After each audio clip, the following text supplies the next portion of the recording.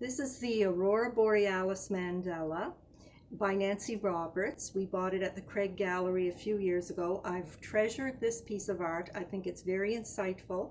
And when I gaze upon it, I see many interesting things. Well, I don't know where to start. We have something like a fossil here. I see eyes. I see planets. I see shells. We have a pearl-like succession here. Beautiful, beautiful, beautiful. Here we have almost a feathering look, or maybe even another shell, something very beautiful.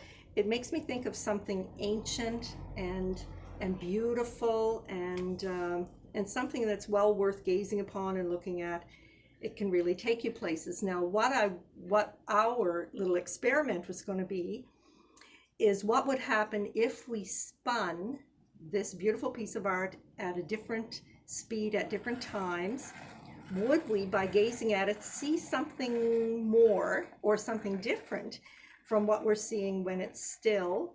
And I already see things when it spins. I would like to spin it and take my time. Just look at this beautiful art and see what we can see in it. In movement, I see that this appears to be more like a wing of some sort. These take on a life. These lovely orbs here almost appear to be like eyes. It's interesting the difference we see when it's moving. Yes, yeah.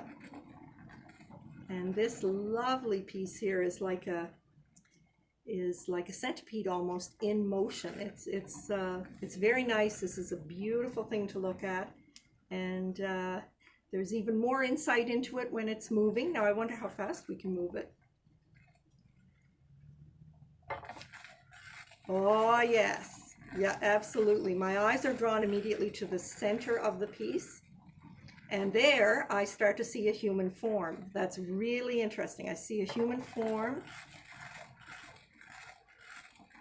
Yeah, this is a lovely, it's very magical, this piece of art, and I like it very much.